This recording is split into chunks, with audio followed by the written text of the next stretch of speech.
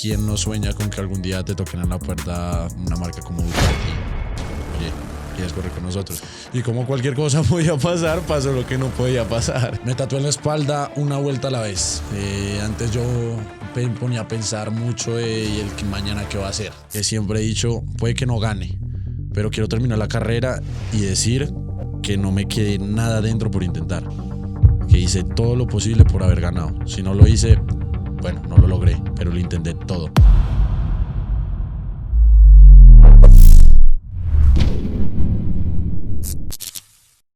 Bueno, bienvenidos nuevamente a Siete Torques Podcast. Hoy tenemos un invitado muy especial, por eso tenemos esta bebida acá servida. Para nosotros es un placer presentarles al bicampeón nacional de Colombia y también internacional, Alfonsito Linares. ¡Bravo! No, muchas gracias por la invitación, un placer estar aquí. No, un placer más para nosotros tenerte. Apenas, todavía no tenemos fecha de entrega de este episodio, pero ayer hasta ahora estabas, mejor dicho, disfrutando de las mieles de la victoria. Entonces, antes de llegar a ese Pero punto... mamaba hasta la chimba. No, me imagino. No me quería parar de la cama. Quiero que comencemos a entrar en contexto y hagamos un breve resumen de esa corta vida que tienes con tanta experiencia y cómo entras a las motos y cómo llegas a Ducati. Bueno, primero que todo, soy Alfonso Linares, un pelado de 18 años recién cumplidos que lleva más de la mitad de su vida montado en moto. Llevamos para 14 años que íbamos corriendo motos. A los 3 años mi papá me dio mi primera moto, una de motor de podadora. De hecho, todavía hoy, como le dije, la tengo en la sala de mi casa. Es como que el impulso que me da cuando no tengo fuerzas, ella la veo y es la que me llena de fuerzas. De ahí empecé en el mundo del motocross, pues muy pequeño, a los 4 o 5 años. Empecé a correr motocross realmente como a los 6 en una Kawasaki 65. Me di unas pelas bastante fuertes, bastante serias. De ahí es que mi papá ya corría, lo veía correr acá en el autódromo, pues en 600, en una Kawasaki, y sobre también en una ZX10. Y pues un día le dije de pequeño que quería probar, como que ya está cansado de tantas caídas y las pelas ahí en motocross son duras. Y pues le dije que quería probar. Yo ya en ese entonces había cambiado una KTM. Ahí fue que decidí dar el salto a la velocidad. Empecé a entrenar en el cartódromo XRP. Esa es la cartódromo de mis amores, de toda la vida monté ahí. Hasta el día de hoy también cuando puedo entreno ahí. Y ahí empezó la pasión. De ahí no hubo nadie que me sacara de la velocidad. Digamos que se me dio bien y fui creciendo. Por lo que destaqué más de pequeño fue por haber subido de categorías tan rápido. A los 9 años yo ya estaba montado en una Ninja 300. A los 10 tuve mi primera victoria en un nacional, en la Ninja Cup 300. A esos mismos 10 a los 9 tuve mi primera experiencia internacional. Fui a correr a Argentina como selección Colombia para el campeonato de Pulsar 200 allá.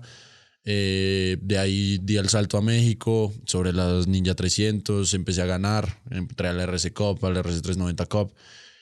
Me gané 2 años seguidos me gané el cupo para las World Finals, pero como el muchacho se le da por subir de anticipado, no podía ir por la edad. Entonces me quedé, es una de las espinitas con las que me quedé, con las que me he quedado en mi carrera, que no pude ir a Jerez. En su momento, eso fue creo que 2017, más o menos. Pues me gané el cupo, pero no hubo forma, la edad no me daba, me faltan como año y medio para cumplir la edad mínima, entonces no pude. Y de ahí me empecé en las 400 para lo que fue la Super Sport 300, me destaqué, pero desde muy pequeño jugué básquetbol, por lo tanto pegué un estirón serio, entonces ya me costaba, realmente me costaba bastante compensar en las rectas contra los demás pilotos. Fui a España a correr en el Campeonato Español de Superbikes en el año 2020. La pandemia llegó, nos cagó el plan, pero tuve una experiencia muy bonita. Me debuté en Jerez con un primer puesto un primer puesto en la Kawasaki y un quinto puesto en la general.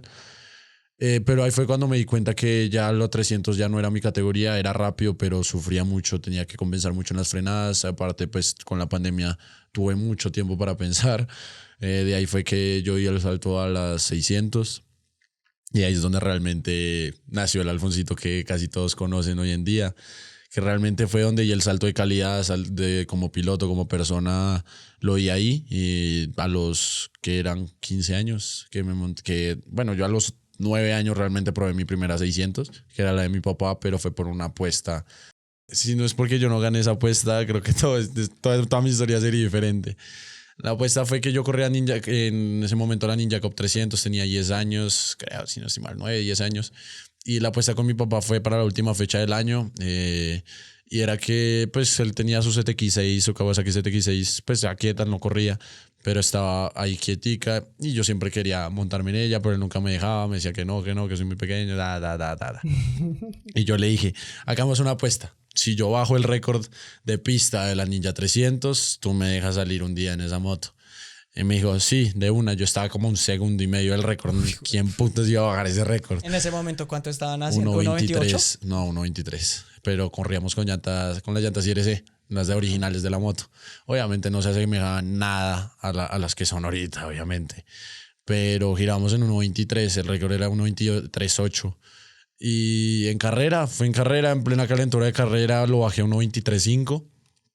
Perdió la apuesta y le tocó cumplir. Le costó, pero le tocó cumplir. Y en ese diciembre de ese 2016, 17, casi 17, cumplió la apuesta. Me monté yo en esa ZX6. Por ahí todavía tengo fotos, todo chiquitico. Parecía Superman en la recta.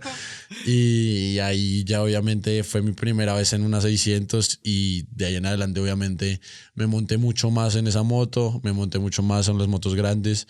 Y por eso también creo que digamos que mi plus, ese es el plus que tengo a día de hoy con las motos grandes. Ya desde tan pequeño haber sentido esa sensación de velocidad me hizo adaptarme muy bien a ellas. ¿Cuánto hiciste en esa ZX6? En esa ZX6 hice buenos tiempos, pero esa primera vez giré en 1,17. Sí. 1,17. Ese primer día giré en 1,17. Lo más que llegué en ella fue 1,14, creo. 1,14, 1,15, más o menos. De ahí fue cuando cambié la R6. O sea, se llenó de confianza tu papá y tú, pero ¿y tu mamá? No, mi mamá seguía rezando por allá. De contenedor. No, mi mamá seguía ahí. Mi mamá fue la primera que dijo, ¿estás loco? ¿Cómo vas a montarlo en esa moto? Y pues lo hicimos medio escondidas. Dijimos, vamos a entrenar en la 300 y la moto estaba ya guardada. Y me monté en ella. Después fue cuando recibimos la putia de mi mamá cuando llegamos. Pero el sueño se había cumplido. Y ahí fue que empecé a correr. Me volví campeón nacional de Super Sport 600 contra pilotos de muchísimo recorrido. Ese mismo año, como se los comenté en la foto, quedé campeón nacional. Ya era mi segundo campeonato nacional en México. Ese año fue en la categoría de Super Sport 600 NG SS1. Y por tanto también me volví campeón en la categoría de Superbikes ese mismo año. De ahí me fichó Ducati y acá estamos, dándole. ¿Cómo recibes esa noticia de Ducati? Decir, Ducati, después de que Gigi Daliña empieza a preparar la Ducati de MotoGP, empiezan a hacer un montón de cosas porque empieza a quedar campeón con Álvaro Bautista en el World, Claro. en el Superbike. Y las B4 y las B2 empiezan a vender un montón, ¿cierto? Ahora, ¿tú qué sientes al ser también campeón con Ducati? Que Ducati te diga, hola, Alfonsito, ¿quieres pilotar una Ducati? A ver, es algo que yo lo hablé con mi papá mucho. Fue una decisión que pensé mucho. Porque fueron 7 años que yo estaba sobre las japonesas. Kawasaki y Yamaha fueron toda mi vida mis motos.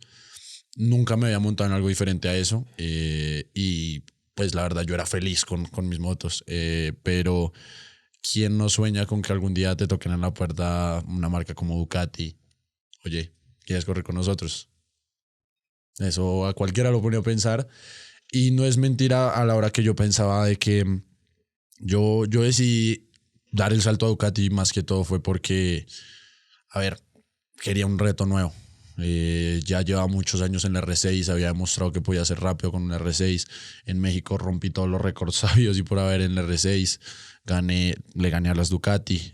Fui la primera R6 en lograr ganarle a la 636 de Kawasaki, que no es un misterio, que es probablemente una de las motos más rápidas de toda la parrilla de Super Sport en Motoamérica. Y no muchos habían aceptado el reto de la B2. Era una moto nueva en el mercado. que estaba recién en desarrollo. Bulega en Super Sport se veía que sufría un poco. Pero yo quería un reto nuevo. Ya venía de Kawasaki, venía de Yamaha. Y Ducati es el sueño de muchos. Y no niego que en su momento yo soñé con una Ducati. Es una moto de un prestigio impresionante y solamente pude decir, sí, intentémoslo. Sabía que podía pasar cualquier cosa, podía ir bien, podía ir mal, pero quería asumir el reto, sabía que era capaz, pero sabía que iba a tener que camellarle y bastante. Hay una cosa y es que para que tú seas rápido en una moto, un piloto sea rápido, tiene que conocer muy bien el funcionamiento de una moto. Entonces tú tienes que tener los conceptos muy claros de cómo funciona una moto para saber que sí vas a ser rápido y que sí vas a ser compatible con la moto. ¿Tú cómo haces para analizar esa Ducati y decir, oye, sí, tengo unos calipers Stilema, tengo unas suspensiones Showa que me podrían funcionar? Mi historia con la Ducati fue bastante peculiar porque pocos saben la historia de por qué yo corrí por primera vez en la Ducati y cómo lo hice, pero realmente fue para la última valía del año pasado, ni siquiera fue para este año. Yo firmé con Ducati a finales de, bueno, no mentira, eran finales de octubre, inicios de noviembre. Y todavía queda la final del GP Colombia. Todavía ni siquiera había sido campeón acá. Todavía faltaba, pues ya la tenía muy de frente, pero todavía faltaba la última fecha. Eran 2 carreras, todavía eran 30 puntos en juego y cualquier cosa podía pasar.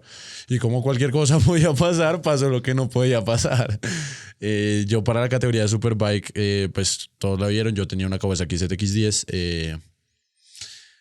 No quiso funcionar ese fin de semana, simplemente no quiso hacerlo y me quedaba sin moto para correr Superbike. Iba a dejar el campeonato a mitad de camino, ya solamente cuando tenía solo que acabar la carrera.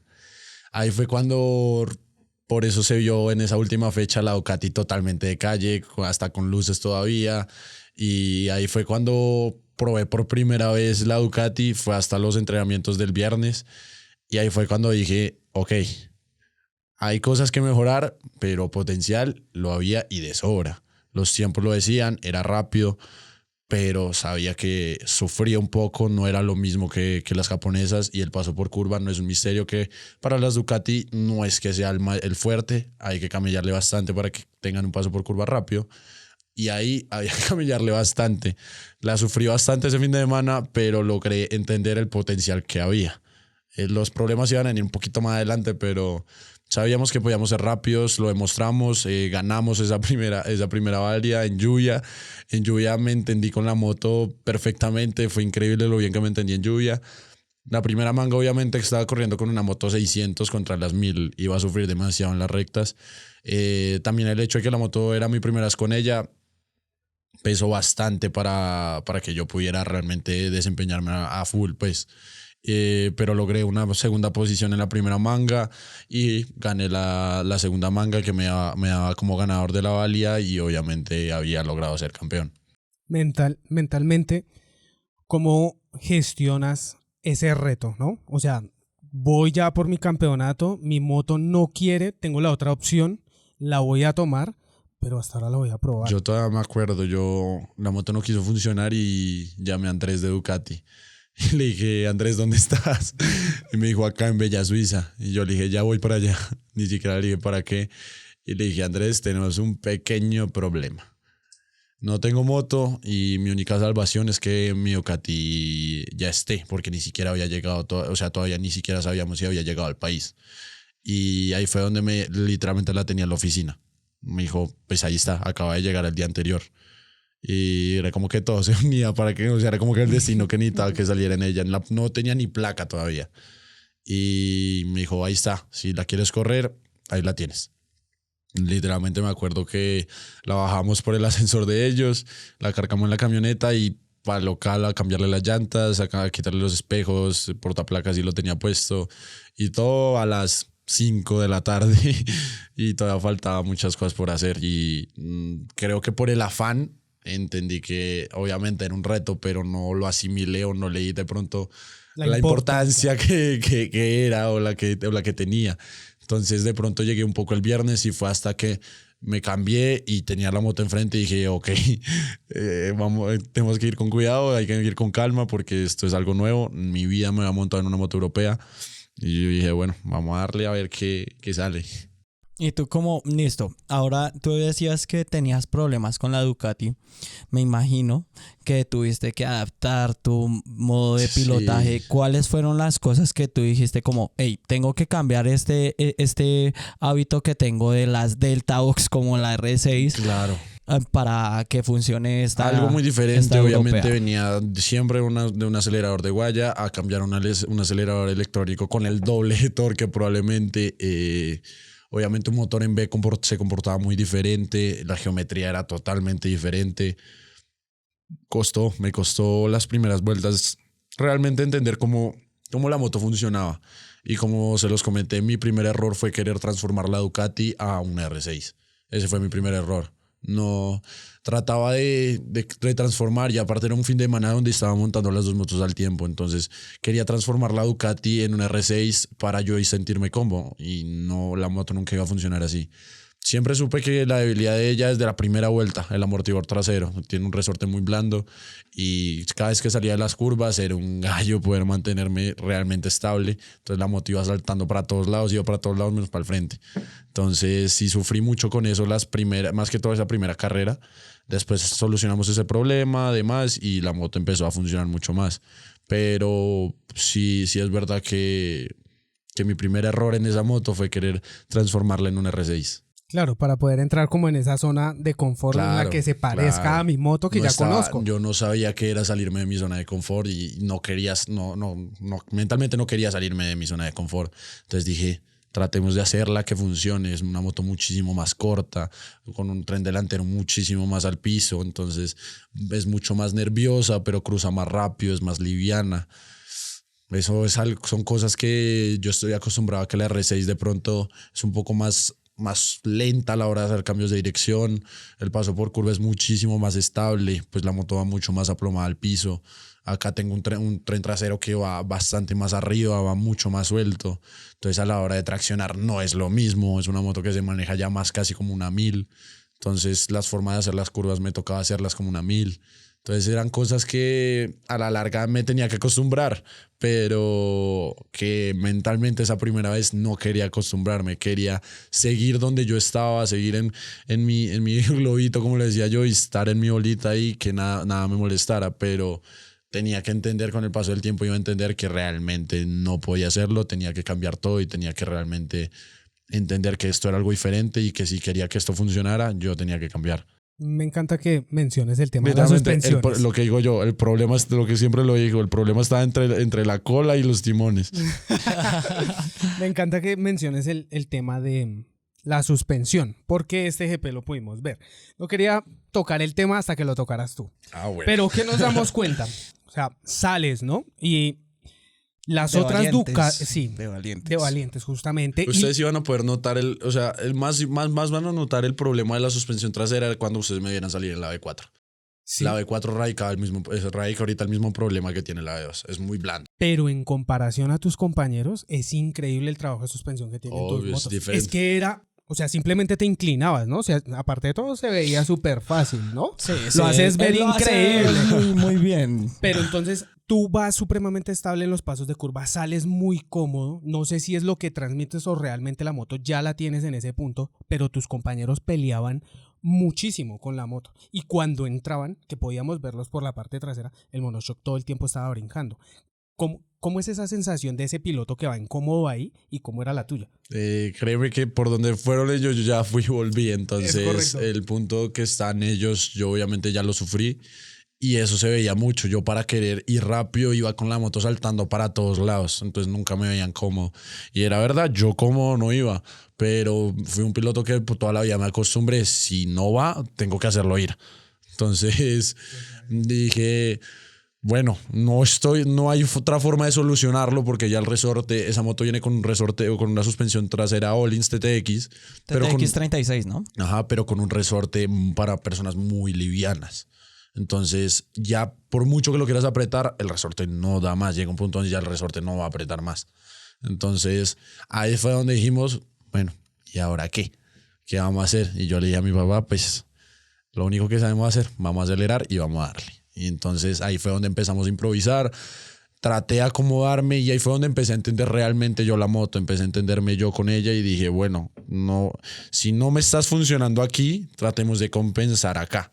Y es verdad que la Ducati es una moto con muy buen torque, pero que no lo estaba logrando aprovechar por la salida de la curva. Entonces tenía que empezar a enfocarme en otros lados. Entonces sacrificaba, hacía todo lo que yo en mi vida había hecho. Iba contra mi manera de manejar. Y es que yo siempre he dicho, sacrifica la entrada por una salida rápida. Pero ahí no podía salir rápido. Entonces dije, vamos a sacrificar en la entrada. Entonces vamos a darle. Empecé a sufrir, empecé a arriesgar muchísimo más en las frenadas. Alargaba las frenadas muchísimo más. Y es verdad que es un fuerte muy bueno de la Ducati. Es una moto que cruza muy rápido. Me costó acostumbrarme un poquito unas vueltas realmente a que la R6 tumba muchísimo más lento. Es un poco más lenta a la hora de agacharse y demás. La Ducati tú medio vas a inclinar y ya la moto quiere terminar de ir. Entonces es algo que me acostumbré y es donde realmente más puedo ganar tiempo hoy en día. Ahí es donde nos damos cuenta que los pilotos son los que desarrollan las motos de calle, ¿no? Claro. Porque una moto así te puede cobrar una factura en una persona que es inexperimentada, ¿no? Claro. Entonces que sienta un ser inestable. Hablamos con Alfonsito antes del podcast que tener esa sensación del motocross donde tú sientes que la moto siempre te quiere botar y que tú caes y desaceleras de una vez a cero porque vas contra el piso, pues cuando llegas a Superbike y sientes que tienes una pérdida de grip, pues no es tan nocivo para el tiempo en general. Como tal, ¿qué otras categorías has corrido en las competencias internacionales? Hablábamos de la Rookies Cup que corriste 2 años. Cuéntanos un poco de esa experiencia. Bueno, internacionalmente, gracias a Dios, he ido a muchos países, entre esos España, Argentina, México, Panamá, entre otros. Sí, fui 2 años a las pruebas de la Red Bull Rookies Cup y bueno, fue una experiencia bastante buena. Aprendí mucho, pues donde te encuentras con pilotos de todo el mundo. Tuve el placer de poder compartir pista en mi primer año con Pedro Acosta, en el segundo año con Izan Guevara, con David Muñoz, con muchos pilotos que hoy en día están en la élite del mundial. Y ahí es donde más aprendes de ellos realmente. O sea, son pilotos de una calidad estratosférica, obviamente, pero obviamente tú quieres ir al ritmo de ellos. ¿Qué pasa? Ahí obviamente van todo lo que son europeos, asiáticos, americanos, latinos, de todos lados van. Entonces tú busca un país y ahí lo vas a tener. Por lo menos un piloto de cada país vas a tener ahí. Son alrededor de 200 y pico de pilotos que van y los van eliminando por días. Entonces, digamos que es una eliminatoria y vamos a ver quién sobrevive hasta el último día. A ver, bueno, es verdad que es un día de pista solo para ustedes, o sea, no hay nada, el silencio que se ve allá es impresionante y obviamente los nervios están siempre a flor de piel. Entonces, mi primer año pequé de eso. Entonces, sufrí una caída en la primera salida, son 2 salidas de 10 minutos y allá es ley, el que se cae, para afuera. No hay ni preguntes por qué te echaron porque ya lo tienes que saber. ¿Qué tiempos hacías con respecto, digamos, a Pedro Acosta, que ahorita es el actual campeón de Moto2? Si tuviéramos una comparativa Pedro o de Acosta, pronto una leidita a la Pedro tele. Acosta en su momento, obviamente los niveles eran muy diferentes. Yo no estaba ni siquiera cerca de lo que soy hoy. Y Pedro tampoco. Pero allá ya de por sí mostró que ese marica está hecho de otra forma, realmente. Él más o menos, realmente, él fue el único piloto que realmente estaba desfasado en tiempos. Él sí estaba despegado del grupo. Él, si no me acuerdo mal, él más o menos saca 1,5 segundos a nosotros. Que obviamente no suena tanto, pero cuando vas a números eso es un mundo, y más en las motos que lo hacen. Entonces era él en los 1.29 y todos nosotros en 1.30 y 1.31. Todos los demás. Los realmente que estábamos ahí entre los grupos rápidos. Y él, obviamente, desde la primera tanda se sabía que iba para adentro porque madre, que iba soplado, iba muy rápido. Creo que eso lo podemos comprender con lo que pasó de este GP, ¿no? Si no estoy mal, tú también llevabas 1 segundo por encima a tus compañeros, o estoy mal. En los tiempos que hicimos nosotros no de telemetría ni nada, sino lo estábamos viendo ahí. Sí, más o menos yo estaba como 1,5 segundos sobre ellos. Lo que dices, en tiempo y en el reloj no se ve pero en pista era una cosa desastrosa. Es que de pronto hasta a una misma vuelta no se ve. Cuando empiezas a sumarlo vuelta a vuelta puede llegar a ser hasta la mitad de la pista. Un segundo hace la diferencia increíblemente. Y el problema es que él obviamente iba en los 1.29 y él iba midiendo los tiempos. Entonces él no arriesgaba más porque obviamente sabía que si arriesgaba una caída, pues estábamos cagándonos del día. Y él obviamente iba midiéndolos, nosotros obviamente íbamos arriesgando más. Y ahí es donde realmente tú aprendes mucho más. Verlo manejar era, pues sí, no lo niego, era increíble verlo manejar. Manejaba muy, muy bonito, o sea, muy suave el paso por curva que tenía. Nunca lo veías corregir una sola curva. Entonces ahí es donde tú más aprendes de ellos. Cuando logras coincidir con ellos en las mismas tandas, porque obviamente te separan por grupos, como de 5 o 6 pilotos. Entonces, pues si logras coincidir con ellos, ya con eso puedes pagar la allá y puedes decir que pagaste la ida.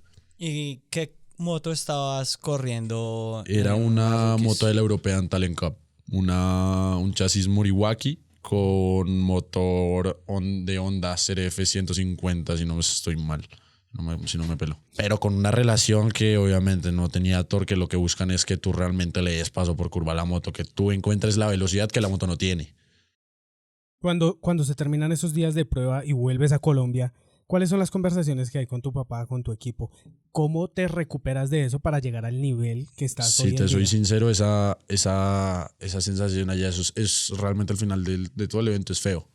Porque ves realmente fácil 50, 70 niños llorar, porque obviamente sienten que obviamente su sueño se fue a la mierda. Y para muchos puede traducirse en eso, porque realmente muchos dicen es la única oportunidad que tengo. Ahí es donde realmente ves quién está dispuesto a querer seguir dándole y seguir yendo hacia el frente a ver hasta dónde podemos llegar. Hay gente que ahí firmaba el retiro y adiós, hasta llegaron las carreras. Porque obviamente son muy cortantes allá, ya solamente llegan, dicen, bueno, al final del día, los nuevos pilotos de la Red Bull Rookies Cup son tal. Muchas gracias por venir, nos vemos el año que viene. ¿Tú qué crees que...? A mí realmente me gustaría verte en un mundial. A mí también. Yo haría todo lo posible, a hoy por haber, digamos, como 7 Torques, que es empresa, para decirle, Alfonsito, mire, pongo ahí plata para que Alfonsito pueda correr en un mundial. ¿Qué se tiene que hacer para que un piloto llegue hasta el mundial? Teniendo un cheque en blanco, que tú ya tengas la plata. El cheque en blanco te mueve el mundo. Y eso sí te lo dije ahorita, el cheque en blanco mueve el mundo. Pero como te lo dije también, ¿cuándo has visto tú un piloto que tiene el billete y tiene el talento? Muy raro verlo, por decir que yo no lo he visto. ¿Qué pasa? Si nos acostumbramos a que el dinero te va a abrir todas las puertas, nunca vamos a entender que realmente jugársela toda por todo. Si voy en una carrera y digo, no, pues sí, no es diferente decir, bueno, no importa, si no la gano, igual tengo el billete para volver a repetir. A la diferencia de otro marca, si no la gano, me quedo en la calle. Es diferente, el punto de vista va a ser muy diferente. O si no tengo el dinero, si no gano acá, hasta aquí llegó el sueño. Mientras otro, no, pues me puedo quedar acá segundo, ya puedo repetir el año que viene, no pasa nada.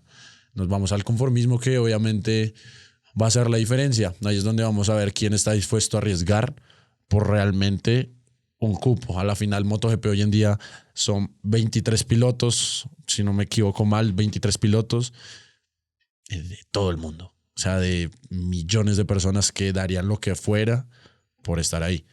De ahí están los que realmente se animaron a arriesgar por llegar ahí.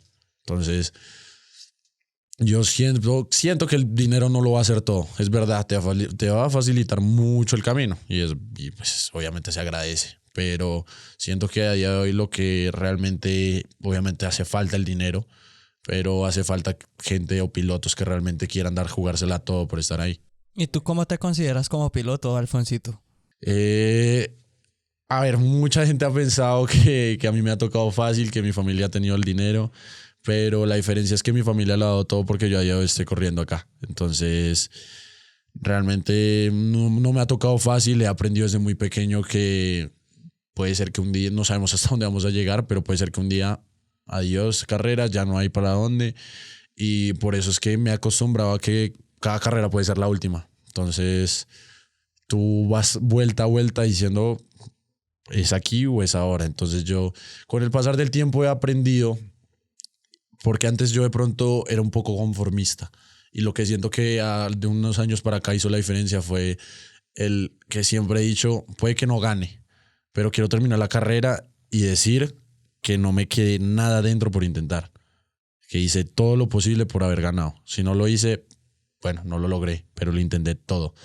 Porque después no quiero ese sentimiento dentro de mí que termine la carrera y diga, madre, que si hacía esto o si hacía aquello. Pude haber hecho esto. No, prefiero irme con la tranquilidad de que intenté todo. Increíble esa mentalidad que tienes. O sea, si bien está la pregunta de cómo te denominas, también la conversación nos has demostrado la fuerza mental que tienes y en pista obviamente ratificas lo que estás diciendo. ¿Cómo ves entonces el futuro de Alfonsito dándolo todo cada vuelta? ¿Y cómo influyen los patrocinadores que tienes actualmente? ¿Ducati está como Ducati Colombia o Ducati Italia? Tenemos a las dos. Ducati Colombia obviamente ha buscado el apoyo de Ducati Italia para el equipo, para que obviamente esto siga en pie. Pero ¿cómo veo mi futuro? Realmente me tatué en la espalda una vuelta a la vez. Antes yo me ponía a pensar mucho y el que mañana qué va a hacer. Entonces realmente prefiero quedarme con lo que puedo hacer hoy, lo que puedo manejar hoy y darlo todo por el presente. Ya al futuro, pues a la final yo siempre he dicho que la vida es como un libreto. Siento que todo está escrito y lo que tenga que pasar va a pasar. Entonces yo siempre diré que voy a ir un día a la vez y daré todo porque obviamente sigo luchando y sigo soñando como aquel niño de 4 o 3 años que soñaba con estar al lado de sus ídolos en lo más alto de este mundo. Pero te tocó el libreto del protagonista. Pues a la final yo siento que uno se juega sus guiones, entonces con lo que está escrito tú vas a ver hasta dónde podrás llegar. ¿Cómo ves el próximo año? ¿Qué viene para Alfonsito el próximo año? Hay 4 fechas de GP Colombia ya, ¿no? Sí, hay 4 fechas del GP. Obviamente estamos en conversaciones todavía, hay ofertas para el año que viene. Vamos a ver realmente, tengo unas pruebas en Estados Unidos la semana que viene, entonces terminar esas pruebas en COTA, en el Circuito de las Américas. Y nos sentaremos a ver, realmente tengo dos opciones, una que es correr en Estados Unidos en Motoamérica y otra que es correr el Campeonato Español de Superbikes, los dos en Ducati. Veremos qué se logra, qué sale realmente y hasta dónde nos llevará este sueño. ¿Cómo ves Motoamérica con respecto a correr en Europa? Porque son dos cosas bastante diferentes. Es muy diferente, pero obviamente el trabajo visual que ha hecho Motoamérica es increíble. Se ha vuelto uno de los campeonatos más importantes en todo el mundo con obviamente lo mediático que son, obviamente los pilotos tan buenos que hay. Sin duda el nivel que hay allá también es muy bueno. Lo ha demostrado pilotos como Xavi Forés, como Cameron Bowyer, llegando hasta el Mundial de Moto2, Sean Dillon en Moto2 también. Ben Spies cuando era AMA Superbike. Todos, que en paz descanse, Nicky Hayden, todos han demostrado que el nivel está muy bien allá y han trabajado muy bien allá porque realmente el campeonato destaque. Entonces, cualquiera de las dos opciones es muy buena. Obviamente, esto es como quiero tener la oportunidad y se los he dicho a todos y no me quiero que hasta donde sea que llegue, yo lo que quiero es no quedarme con la espina de que no tuve la oportunidad de poderme irme con los mejores allá. Entonces yo quiero es poder estar allá, aprender, ver hasta dónde las manos dan. O sea, y España también tiene lo suyo, ¿no? No, o sea, obvio. ¿cuántos pilotos tiene ahorita en el Mundial y sigue sacando? Media parrilla es española. Exacto, media parrilla es de Ducati y media parrilla es española. Entonces, ¿cómo vamos a hacer para saber el otro año si estás o no estás en el GP? ¿En qué momento va a estar esa noticia si vamos a tener la oportunidad de verte acá en Colombia para el próximo año? El año que viene probablemente, sí, seguramente me van a ver aquí. A la final es mi casa, soy feliz corriendo acá, se los he dicho a muchos acá. Yo acá no corro por dinero, corro porque me gusta. Es verdad que el año pasado yo estuve a punto de decir ya no corro más acá, la verdad ya la economía no lo permitía y decía bueno me enfoco afuera y aquí ya acá paramos. Llegó Ducati y obviamente reavivó el sueño, repetimos el bicampeonato este año junto a ellos, tanto en Super Sport como Superbike. Obviamente las aspiraciones son seguir con Ducati, estoy muy feliz con ellos, han dado todo por este proyecto, con Andrés Jiménez en cabeza. Y la verdad es que vamos a darlo todo, pero seguramente aquí me van a ver corriendo una vez más para realmente darles un show a todos los que están aquí, pues seguir corriendo con los mejores porque todavía queda mucho todavía por dar aquí. Yo veo a Alfonsito y es un espectáculo verlo correr. Para mí yo veo y digo, ese muchachito tiene muchísimo talento. ¿quiénes son los que nos dan la alegría de verte correr? Me refiero ahorita a Ducati, y quién más te está apoyando como tal en tu equipo. Los que les dan el placer de verme correr tienen nombre y apellido y se llaman Alfonso Linares y Rocío Ochoa. Mis dos papás son los que me tienen aquí y a ellos son los que le deben agradecer que yo esté donde estoy hoy, al igual que lo hago yo. Ellos son los que han dado toda su vida porque yo esté aquí corriendo y a todos se los debo a ellos. Nunca me voy a cansar de agradecerles todo lo que hacen por mí. O sea, a veces son los que están allá detrás, que no los ven en las cámaras, pero los que han tenido el privilegio de poder estar ahí metidos en una carrera con nosotros ven lo que hace mi papá y lo que hace mi mamá porque yo esté ahí dándoles impresionante. Y la verdad hacen el doble de trabajo de lo que hago yo. O sea, lo que hago yo solo salgo y acelero, pero ellos lo hacen todo. Ya de ahí, obviamente, marcas, Monster Energy, que a día de hoy ya firmé mi contrato con ellos, soy atleta de Monster Energy, Ducati, Pirelli también, siempre dándome los mejores compuestos y obviamente ya los demás patrocinadores personales que siempre extienden la mano.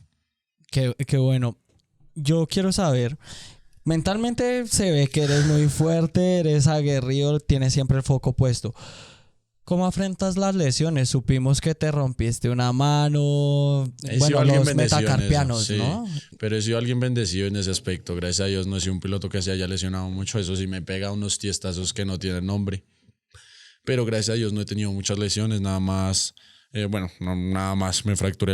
Realmente ya completé el panini de los metacarpianos. Me fracturé este año en el Hermano Rodríguez. Pues tuve un accidente bastante fuerte, me fracturé la base de 4 metacarpianos de la mano izquierda, pues tuve un choque contra un muro a 280 en una Kawasaki ZX10, un piloto que iba detrás pues impactó conmigo y ocasionó el accidente, pero fue para allá, había sido de los accidentes más duros que he tenido, pero pues las protecciones, como siempre lo he dicho, hicieron el trabajo. Gracias a Dios solamente quedó en eso y en un dedo luxado. De ahí para abajo solamente fueron moretones y golpes que obviamente no quiero recordar, pero hicieron las protecciones, lo hicieron todo. ¿Cómo fue la recuperación tuya? Me costó. A la final no es un misterio que las manos son la herramienta principal de un piloto. Pero realmente ustedes trajeron aquí a mi fisioterapeuta. Ella hizo el trabajo. El doctor me había puesto de 1 a 2 meses de recuperación. Ella me recuperó en 2 semanas. En 2 semanas yo ya estaba de vuelta en la moto. Lastimosamente, pues iba a tener el privilegio de poder correr en la fecha de Motoamérica de Laguna Seca en Super Sport, pero la lesión no me lo permitió. A la final hicimos hasta lo imposible, pero era solo 1 semana de diferencia. Entonces no fue posible. Humanamente hicimos todo, pero ya el físico a la final prefería de pronto cuidarme más y poder tener en otro momento la oportunidad de darlo todo allá. Hay una cosa de Laguna Seca. Yo no sabía que ibas a correr en Laguna Seca y para mí... Nadie lo sabe. Realmente creo que muy pocas personas saben que yo iba a ir a esa fecha, pero realmente no lo había dicho y... pues realmente fue algo que se quedó, realmente era un sueño para mí poder ir a correr en Laguna Seca, pero se quedó ahí en el camino. Para mí esa pista es una pista mítica y recuerdo ver una carrera de Valentino versus Casey, donde Valentino lo supera ahí en el sacacorchos o tirabuzón. ¿Tú qué piensas de esa curva en específico, donde tú vas a abrir gas mientras vas bajando? Hay que tener realmente las huevas bien puestas. Ahí sí no hay nada que decir y la verdad, esa era una de las cosas por las que quería ir, quería conocer esa pista realmente, ver lo que era y pues como tú lo dices, es una pista mítica que todo el mundo la recuerda, aunque ya no esté en el calendario de MotoGP ni de Superbikes, pero es una pista que marcó un antes y un después y ese sacacorchos creo que todo el mundo sueña con algún día poder pasar por él. Alfonsito, ¿cómo mentalmente te pones tu mindset para regresar a la moto después de un choque a más de 200 kilómetros por hora? Y aparte de todo, te daña esta otra fecha que dices que era un sueño también. Mentalmente, ¿cómo te vuelves a montar a la moto? ¿Más precavido o en el momento en el que te montas en la moto ya se olvida todo eso? Eso solamente lo saben mis papás, que fueron los que lo vivieron conmigo, pero yo sufrí mucho. De pronto no era una lesión muy importante, gracias a Dios no tuve que operarme. pero sufrí mucho con el que realmente mis planes este año iban girando en torno a esa oportunidad y sufrí mucho con el que no haber podido estar. Lloré muchas noches diciendo por qué no, porque justo ahorita, justo en esta, cuando tengo la oportunidad que tanto he buscado por tantos años, por qué ahí. Y realmente me costó mucho, o sea, físicamente estaba bien, físicamente tenía la fuerza de voluntad de querer seguir y pues solamente cuando pasó la fecha, volverme a montar a la moto, pues obviamente no era lo mismo, no me sentía del todo cómodo porque obviamente a la hora de frenar tenía muchos problemas, obviamente de comodidad, no me daba la misma confianza y la verdad mi miedo era ese, no cuando regresara no tener esa misma confianza en esa mano y de realmente poder manejar como siempre lo he hecho. Y me costó un tiempito volver a agarrar esa confianza, pero pues sabía que no podía, no, o sea, tenía que intentarlo o dejarlo en el camino. Entonces solamente me quedó en la mente decir o lo hacemos o lo hacemos. Entonces me acomodé, realmente me costó, pero logré llegar a mi punto, realmente siento que llegué a mi mejor punto incluso que antes de la lesión, pero costó un poquito. Aprovecho para preguntar. ¿Cómo viviste y cómo se vivió en el pit lo que pasó con Tomás? Lo que pasó con Tomás, ¿a qué te refieres? Con la lesión que tuvo que no le permitió ganar ahorita. Ya que tú estuviste también en la sí, misma posición claro. de lesión. Yo estuve en la misma posición y yo de hecho hablé con Tomás y yo lo que le dije fue que obviamente a pesar de todas las diferencias que podamos haber tenido, que realmente no son muchas, obviamente son cosas que radican en cosas de carrera, pero yo sí quería que él volviera a correr, yo sí quería que él corriera porque a la final era una oportunidad tener a los tres pilotos, estar nosotros tres ahí en pista, era una oportunidad que no sabemos ni siquiera si se va a volver a repetir, solamente era ahí, los tiempos estaban demasiado apretados, entonces iba a ser una carrera muy, muy, muy importante, iba a ser muy buena y obviamente que claro que hizo falta que él estuviera ahí corriendo. ¿Cómo te sentiste con Pele? La última carrera fue fascinante. Sí, fue increíble. No todas, todas fueron fascinantes, pero ¿cómo fue ahí claro, en pista? O sea, con Pele siempre nos hemos llevado muy bien, he peleado ya, este es el segundo campeonato que peleo con él y la verdad es un pilotazo. Yo estaba pecando un poco, obviamente que la V4 era una moto muy stock, no tenía suspensiones, no tenía nada y realmente la moto de él en rectas era muy rápida, pues esa Aprilia 1100 es un cohete en las rectas y iba sufriendo un poco, pero fueron carreras muy buenas.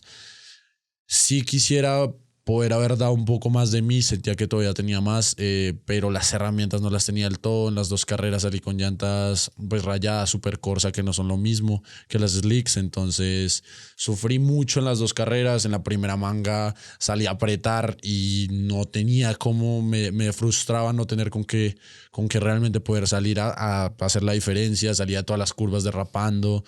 Entonces realmente solamente podía defenderme de los ataques de él y gracias a Dios las logré.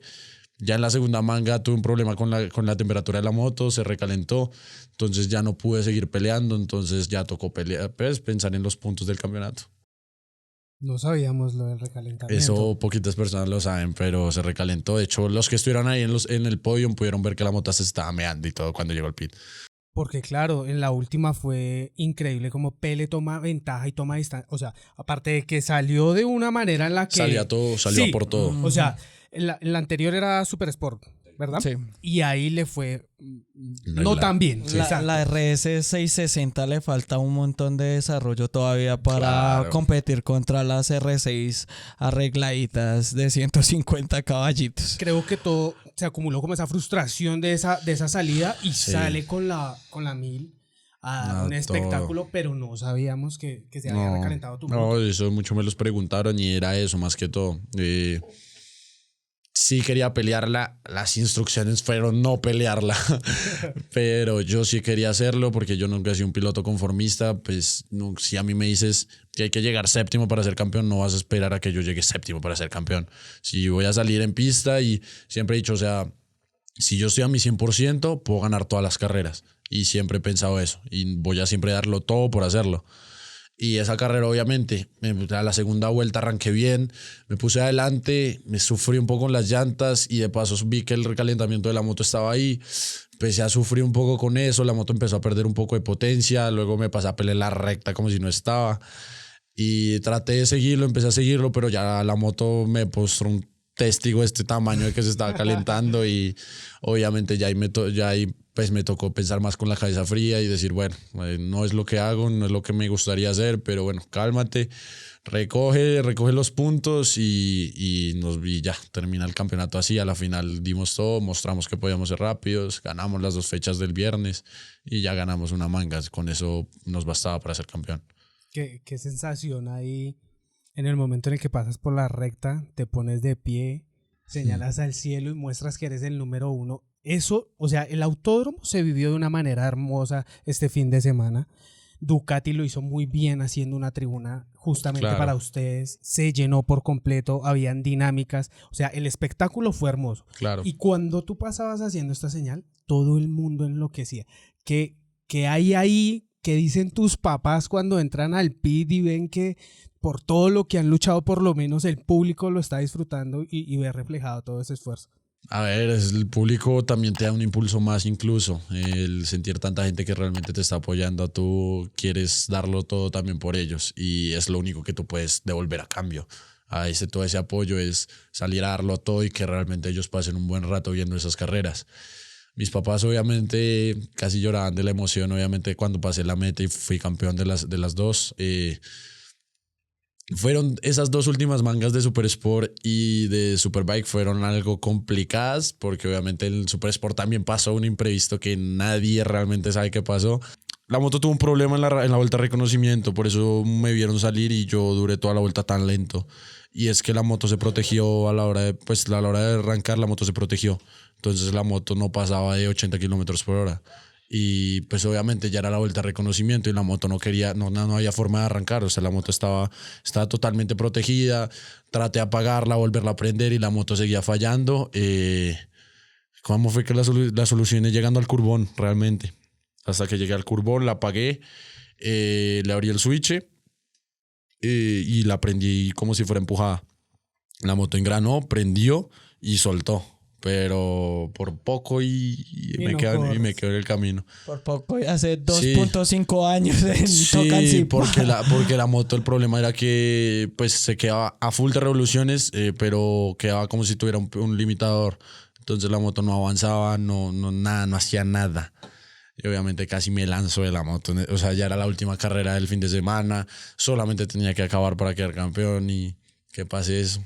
Es como te dije, cuando puede pasar lo que sea acá, pasa lo que no puede pasar. Es cierto. Por ese tipo de cosas es que más aún disfrutas el triunfo. Por todos los esfuerzos que hay detrás. Ahora, vámonos un poquito ya más a la parte empresarial. El pit tuyo está separado del de Ducati. Nos gustaría saber por qué es eso. Todo el mundo pregunta eso. Exactamente.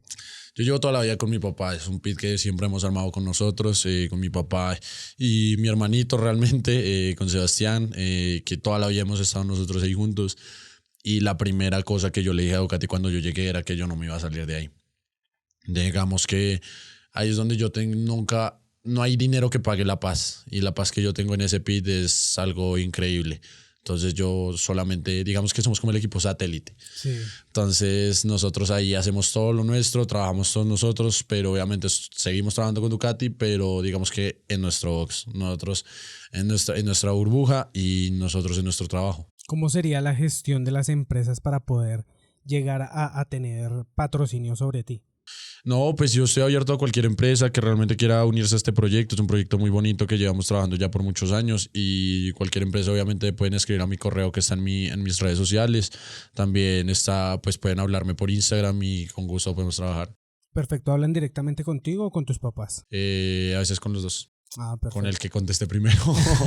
Era también increíble la felicidad de Nicolás al verte Claro, entrar. O sea, claro. De verdad que lo que tú dices, el dinero no, o sea, sí venías en una Ducati, pero la dicha que había detrás cuando entrabas a boxes era increíble. Yo quiero saber lo del récord de pista de Ecuador, de la leyenda Martín Cárdenas. Wow. Cuéntanos un poquito de eso. Ay, qué recuerdos. Eso fue un buen fin de semana. Fuimos con Julio Bisuete a Yaguarcocha. Era la primera vez que yo iba a esa pista. Una pista increíble. me sabía que Martín tenía el récord, pero hasta que ya estaba allá realmente, yo no sabía que él tenía el récord allá. Y realmente fue una de mis, pues quería intentarlo, a ver qué hasta dónde podía llegar. Lo hice en una Kawasaki, en una ZX6 y logré hacer un tiempo bastante bueno. Lo volví a tratar de bajar la última vez que fui, pero las condiciones del viento allá eran muy complicadas. La pista queda muy en un bosque, hasta con un río al lado. Entonces, a cierto punto del día se hace demasiado viento. Entonces, fue muy complicado. Pero la primera vez que fui, sí lo bajé como 5 décimas, una cosa así. Pero ha sido uno de los logros más bonitos míos porque Martín para mí es y será el mejor piloto de todos los tiempos de Colombia. Digan lo que digan, para mí lo es y creo que muchos ahí van a poder confirmarlo. Los que lo pudimos ver correr, sin duda era un privilegio y hace poquito pude volver a compartir con él en pista y me demostró otra vez por qué es que es realmente mi ídolo. Uno de los sueños míos acá en Siete Torques Podcast es traer a Martín Cárdenas porque misiones yo quisiera... imposibles. Pero bueno, eso y no sé, tu papá. También me gustaría sentarlo ahí porque marca un antes y un después del motociclismo colombiano, de cómo prepara un piloto, de cómo él se preparó como piloto, de cómo colgó su monotraje por darle uno a su hijo. Él colgó el monotraje, colgó todo y de hecho todavía lo tenemos ahí tal cual como lo dejó la última vez. Está en el contenedor de nosotros en el autódromo y pues algo que siempre le voy a agradecer es que pues él dejó sus motos porque yo me montara en ellas. Entonces él dejó la ZX6 porque yo me montara en ella y dejó la ZX10 que fue campeona para que yo la montara. Lo más hermoso de todo es que tú retribuyes todo ese esfuerzo, ¿no? Y se vuelven uno. El preparador, el piloto. Peleamos de vez en cuando, eso todos lo saben, peleamos de vez en cuando porque es imposible siempre ir acorde como a las mismas ideas, pero después de las peleas siempre está el abrazo y todo fluye, todo fluye. Y más un abrazo después de ser campeón, güey. O sea, eso no hay nada que hacer. Es que también con él hay veces que yo opino diferente, él opina diferente, hay veces que él dice hagamos esto y yo digo hagamos aquello, hay veces que hago lo que él dice y nos equivocamos y viceversa. Hago lo que yo quiero y la cago y me llega y te lo dije. Y obviamente se sabe, pero a la final esto es un prueba y falla a ver cuándo funciona. ¿Qué función cumple tu mamá ahí?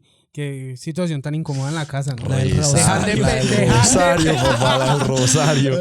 Mi mamá cumple esa función. Mi mamá no le gustaban las carreras. Creo que todavía no le gustan, pero cuando era pequeño las peleas eran continuas de que no quiero que corra, no quiero que corra, no quiero que corra. Al fin logramos que por lo menos lo aceptara. Hoy en día me apoya como la que más, pero sin duda que ella cumple la función obviamente de estar siempre apoyando ahí.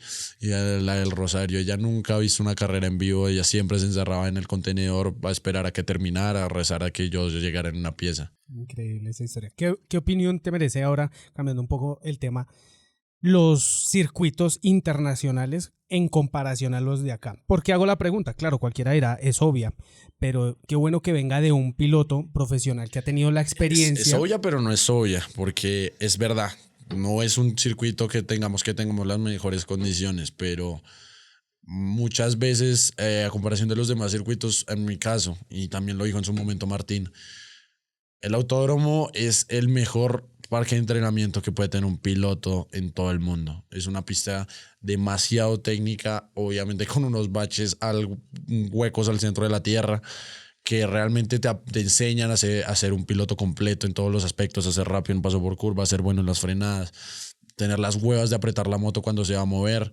Y eso cuando tú lo cambias de escenario a una pista que está totalmente en condiciones es muchísimo más fácil. Es verdad, yo era de los que decían, no, qué mierda el autódromo. Pero a día de hoy digo, qué chimba el autódromo. Cuando vas a otros lados, no es lo mismo aprender en una pista que está totalmente en condiciones a venir al autódromo, marica, tiene baches, que es que este hueco, que este otro. Es más complicado. Por eso cuando voy a otros países y me encuentro con pistas relativamente con algunos baches o demás, a mí me rinde tanto. ¿No te cuesta? No, me siento en casa realmente. Por ejemplo, ahorita en México la última pista, pues la consideran la peor pista que hay en México. Y más que por los baches que hay, obviamente tiene muchísimos baches, pero tiene más que todo es que le falta grip. Nos falta con muy poco grip. Y es donde más me acomodé yo. Al final logré hasta sacarle 2,5 segundos al segundo puesto solo en la clasificación. Y también tienes récord de pista ya en México, en esa pista. Sí. por eso allá me he desempeñado también. Este viernes hubo un récord también, ¿verdad? De parte tuya, pero no lo tengo muy claro si de fue... pista corta. Sí, ok. ¿Cómo fue ese? Bueno, eso fue un récord interesante, porque pues obviamente la pista corta para las motos grandes es un reto muy grande. Y habíamos dejado el récord en 59.0, con Tomás en la clasificación de la fecha pasada. Pero a la final no se corrió, por temas que ya sabemos. Pero esta fecha salimos con Pele y pues a la final pues lo bajamos los dos giramos en 58, que nadie pensaba que bajáramos la barrera del 59 porque sí era muy complicado. Yo bajé hasta el 59, 58.4, creo que fue 58.5. Y obviamente lo que pasó fue que empezamos a girar en esas carreras del viernes en ritmos de 58. Y obviamente eran carreras muy rápidas, hasta desafortunadamente la caída de Pele en la última vuelta, pero íbamos girando a ritmo de récord toda la carrera. ¿Qué compuesto ahorita tenías montado en ese momento? ¿SC0? SC1. SC1 es un compuesto que la gente que no sabe un poquito de compuestos es el compuesto medio de Pirelli, ¿no? Entonces, sí, porque están los compuestos obviamente SC0, SC1 y SC2, que son los que realmente tú puedes conseguir acá. En México sí corro con otros compuestos porque allá sí tenemos el compuesto de la SCX, SC0 y SC1, que son los compuestos que usamos, a pesar de la llanta delantera que sí corremos con SC2. Qué manera de volverse tan completo teniendo todas estas dificultades en contra, a favor. O sea, sales a otra pista y de verdad puede ser muy versátil. Claro. Creo que eso es lo que gusta tanto. Es lo que aprendes a hacer aquí. A ser versátil, a acomodarte a todas las condiciones. Algo que he tenido bueno yo es que he sido buen piloto a la hora de acomodarme a cualquier condición. Soy un piloto que soy medio peculiar en el aspecto de que mis vueltas rápidas las vas a ver cuando más difícil está la pista, cuando más fría está, hasta en condiciones mixtas puedo sacar vueltas rápidas. Es algo que me he acostumbrado con el tiempo, que realmente soy de los mejores en condiciones mixtas, que de pronto está el piso un poco húmedo y hay parches secos, es cuando mejor me desempeño. Con una pista fría es cuando mejor vueltas vas a ver mías. Ahora quiero que por favor nos hables desde tu experiencia y aconsejes a los niños que hay en el autódromo. Ver el mini GP fue una cosa increíble en lo personal. Claro. Al piloto Jeremy. Al piloto Jeremy, sí. Un saludo especial para él. Yo lo he visto entrenar, he entrenado con él y yo le pedí una foto.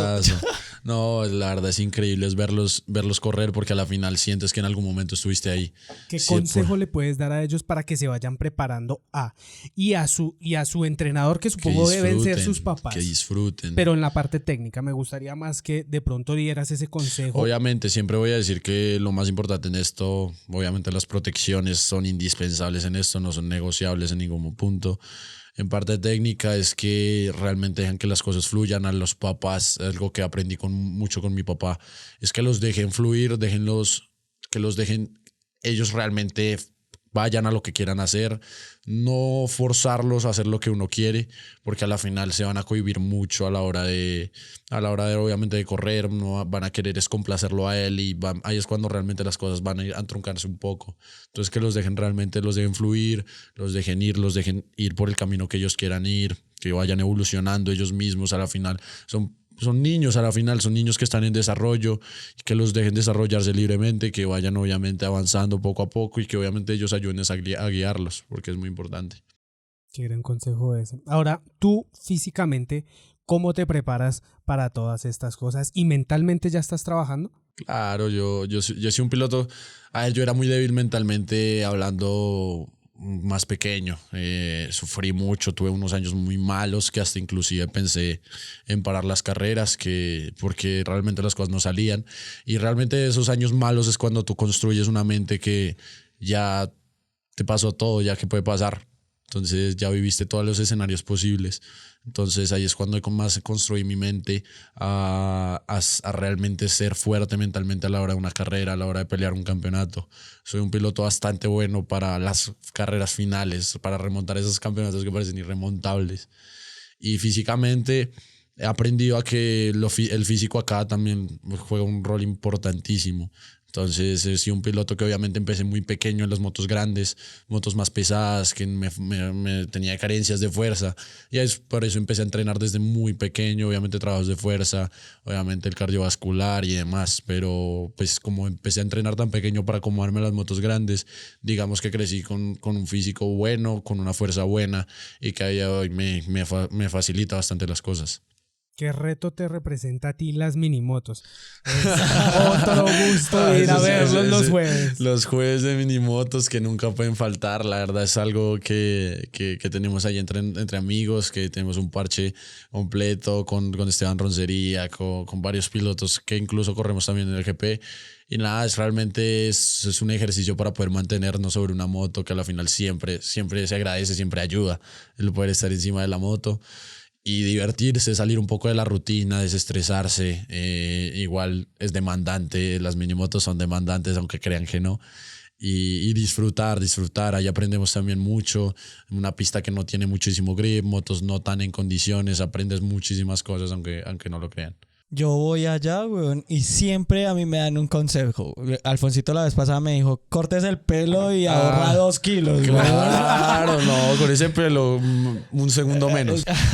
Yo quiero saber, tú que pasaste de una moto japonesa a una europea campeona, ¿qué piensas de Márquez pasando de Honda a una Ducati? Esa pregunta me la han hecho bastante. Va a ir bien, va a ganar. Estoy segurísimo que va a ganar. Ha demostrado que puede ser rápido con cualquier moto y estoy seguro que se va a adaptar y va a ser rápido. Que le va a costar obviamente cambiar de una moto que lleva toda la vida manejando a cambiar algo totalmente nuevo. Le va a costar. Pero a lo que he demostrado como piloto no es que le va a costar una temporada entera. Si a lo mucho le va a tomar a los test de Valencia. ¿Qué piloto? ¿Cuál es tu piloto? Jorge Martín. Jorge Martín, el actual, pero ¿cuál Valentino es tu...? Rossi. Con eso creo que podemos dar por terminado esto. Yo soy de Dani Pedrosa, piloto que no fue Te diseñado la para valgo. una 1000 No, pero te la valgo. y andaba en una 1000 muy Yo duro. siempre he dicho que si yo pudiera escoger un piloto, seleccionaría 3. Y es Valentino Rossi, Casey Stoner y Dani Pedrosa. Crazy Stoner. Crazy Stoner. Crazy Stoner. Crazy Stoner por mucho tiempo fue mi piloto favorito. O sea, verlo manejar era un placer. Y realmente es increíble verlo, cómo corría, la verdad. Son de los pilotos que tú dices, cómo hubiera sido diferente la historia de MotoGP si él no se hubiera retirado. Lo mismo si de pronto no hubiera pasado lo que pasó con Dani Pedrosa. Siempre he dicho que Dani Pedrosa es el campeón del mundo sin serlo. Y la verdad es algo del que uno dice que uno sueña con verlo campeón del mundo. ¿Qué opinas de la KTM? Perdón. La De KTM. la KTM después del desarrollo de No, Pedrosa. la KTM es lo que es por Dani. Es lo que es. Y ellos mismos lo reconocen. O sea, el trabajo de... Siempre se vio mucho que Pedrosa lo que era un piloto muy sensitivo, muy bueno para desarrollar, porque obviamente las condiciones físicas él no las tenía. Entonces tenía que construir una moto que lograra acomodarse más a él y que pudiera ser rápida. Pero él siempre se destacó por ser un piloto que sabía sentir cada cosa, cada movimiento, cada funcionamiento de la moto, lo sentía al pie de la letra. Entonces eso lo ayudó demasiado a KTM a mejorar. Y la moto no sería lo que es si no es por él. ¿Qué opinión te merece Jorge Lorenzo? Lorenzo es un pilotazo. No soy un piloto fan de él, pero dejémoslo en que fue un buen piloto, muy buen piloto. Maravilloso. Alfonsito, 1000 gracias por estar acá, campeón. Con todo el gusto. Fue un real placer. Espero que para todos ustedes también lo haya sido. De verdad, esperamos todas las noticias buenas para el próximo Ojalá año. así sea. Serán pronto, ojalá sean pronto. Y te recordamos que esta es tu casa, por favor. Ven más seguido también a comentarnos más. Muchísimas de motos. gracias. Así será. Muchas gracias, Alfonsito, por tomarte el tiempo de venir. Realmente yo, Alejandro, estoy trabajando para que en algún momento podamos firmar un contrato donde diga sea un sponsor 7 Torques en tu Ducati. De una. Sigamos trabajando por eso. Trabajemos porque todo lo que soñamos se haga realidad. Muchas gracias.